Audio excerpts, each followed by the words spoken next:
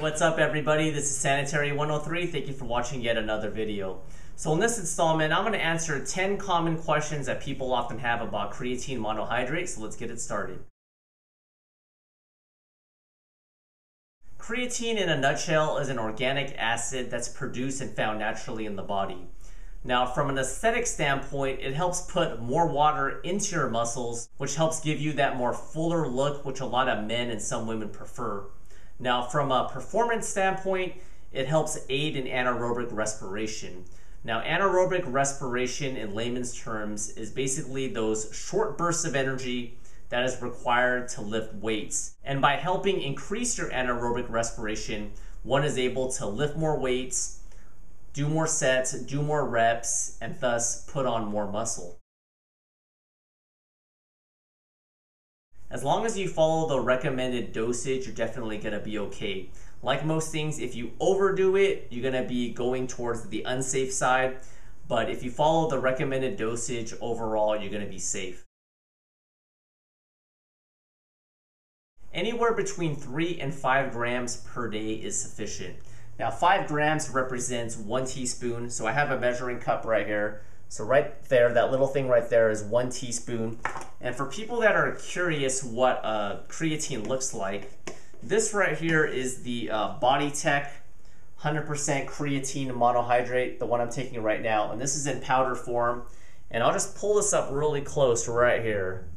Hopefully you can see that. So once again, just be sure to take between 3 and 5 grams, and that's going to be fine.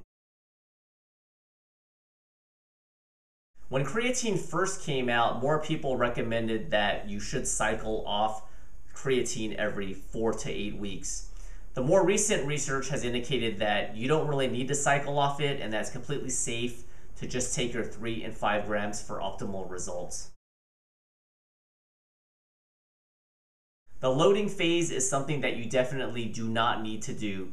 This whole loading phase came about because I think supplement companies want to make more money. If you were to load for a week or two, 10 or 20 grams a day, obviously you're going to run out much quicker. If you run out much quicker, the supplement companies know that you're going to go to their stores and buy more. Now there are some studies that indicate that if you do load, you can reap the benefits of creatine much quicker.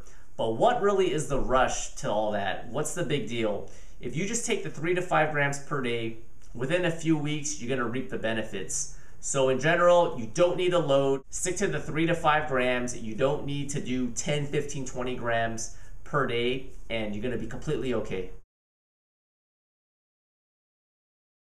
This is a very common question that a lot of people have, and rightfully so. When someone puts something into their body, they want to see if there are any negative side effects.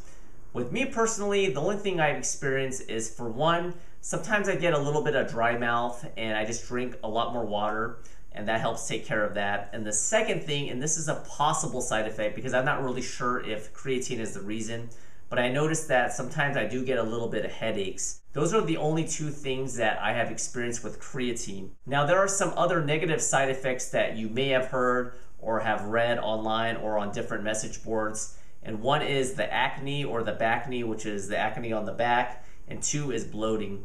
Let's talk about the bloating. Now with me, I haven't experienced any of the bloating. In my personal and humble opinion, I believe that bloating is a myth. And I think the reason why bloating has become a popular topic on the forefront with respect to negative side effects is that a lot of people that are on creatine are also in a caloric surplus. They're on a bulk. And when they're on a bulk, they're putting on more muscle, they're putting on more fat, and definitely putting on more water. And they're also taking creatine. And basically they think that, you know, all this water weight after they eat a big meal, they get really bloated, and that's very common when you're on a bulk, but they attribute all that to the creatine. Now, I would challenge that same person, if they are experiencing that bloating, to go ahead and take the creatine and drop your calories, go on a cut and see if you still experience the bloating. I haven't experienced it personally, like I said, so to me, you don't have to worry about bloating. As far as the acne goes, or the backne as they say, I have not experienced that as well. Once in a while, I may have get like 1 pimple, but I can't say that 1 pimple is attributed to the creatine. But in general, it's not like I took the creatine and my whole chest and my back had a bunch of red dots everywhere. Now, this isn't to say that you will not experience some of that, but if you do, I would probably see a dermatologist and or a different specialist. The time of day in which you take creatine is not essential. The main thing is that you make sure you get your 3 to 5 grams per day. Some people state that you can take it any time of the day as long as it's not pre-workout. With me, I just don't believe in that. I just believe as long as you take your recommended dosage, the time of day doesn't matter. Now with this question, I'm a little bit back and forth on it. Now, even the great Arnold Schwarzenegger said that taking creatine with some grape juice or any other fast-acting carb, any type of sugar, is going to help accelerate the process to put the creatine into your system. This definitely may have some advantages. I'm not refuting that, but the moral of the story is don't get bogged down and worry too much about taking it with juice. Just make sure you get your recommended dosage and you're going to be okay. With me, I just take it first thing in the morning because it's really simple, so I don't forget. I just take it with my shake, and that does have some fruit and some other ingredients, obviously some good protein, but I'm not purposely making an effort to try to take it with grape juice or with anything else, and the benefits have definitely still been there. Now, creatine does come in 2 forms, one in powder form and one in pill form. I've only taken creatine in the powder form, and I'm probably gonna stick with that because that's just what has worked for me. From what I've researched, it seems like the majority of people do take powder form. So that's just personal preference, but definitely if you wanna take the pill, you could. But with me, I just like to take the powder form. If you are on a cutting phase, I actually still recommend that you do take creatine. Actually, creatine is something that's going to be a lifesaver, especially if you're on a cutting phase.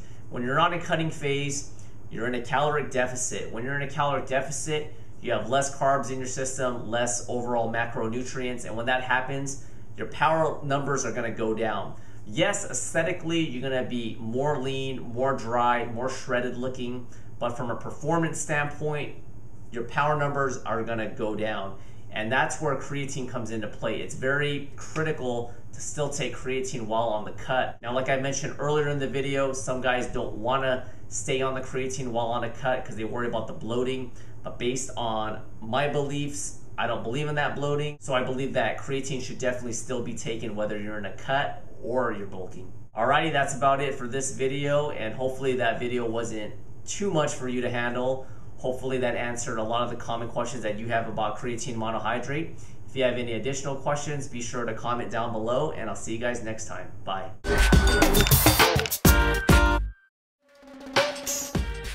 As you can tell, it's bubbling right now, so I'm going to reduce the oven to about a 4, and I'm going to add my meat and then cover it for about 2 hours. It's getting really steamy in here.